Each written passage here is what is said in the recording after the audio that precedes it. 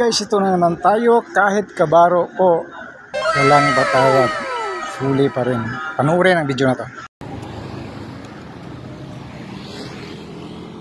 Walang plaka yung motorsiklo mo. Patingin ang ORCR.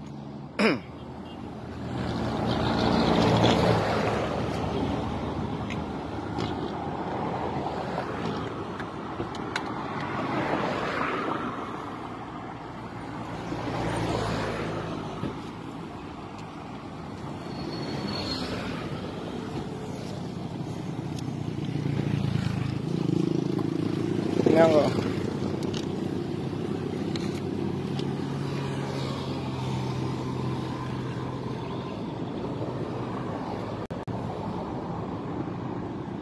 Expired ano?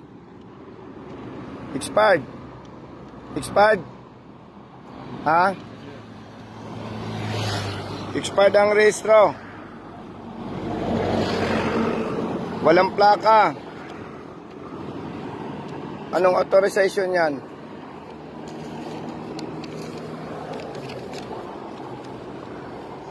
Authorization galing LTO. Ha? Para gumawa ka ng temporary plate, improvised plate. Ha? Bok, tandaan mo ha, tayo na pulis, malaki ang ating kasalanan pag tayo na enforcer hindi marunong sumunod. Una, expired yung rehistro mo ng motorsiklo. Pangalawa, walang improvised plate na nakalagay. May authorization ka naman na sa LTO. Diba? May lisensya ka ba?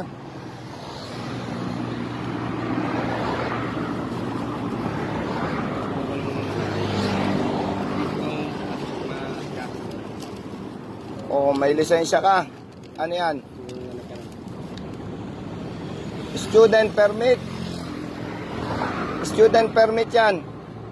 Ilang taon ka nang may student? Ilang months ka nang may student permit? Patingin.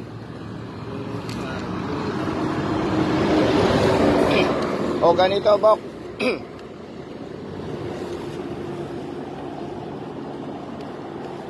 Kailan mo ipaayos yung rehistro? Ang mangyayari, titikitan o pagkuna ng lisensya.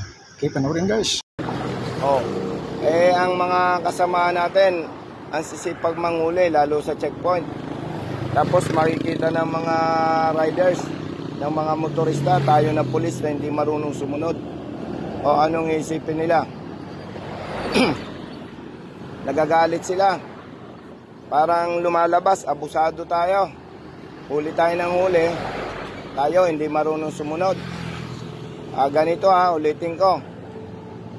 Report ka sa akin bukas ng hanggang alas 5. Mura lang naman ang renewal niyan.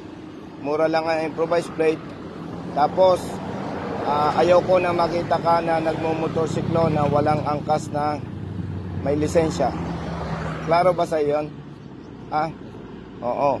Hindi kaya kita kinakastigo dahil nagagalit ako sa iyo, nagagalit ako sa ginagawa mo kasi ipinapahiya mo ang ating organisasyon sa publiko.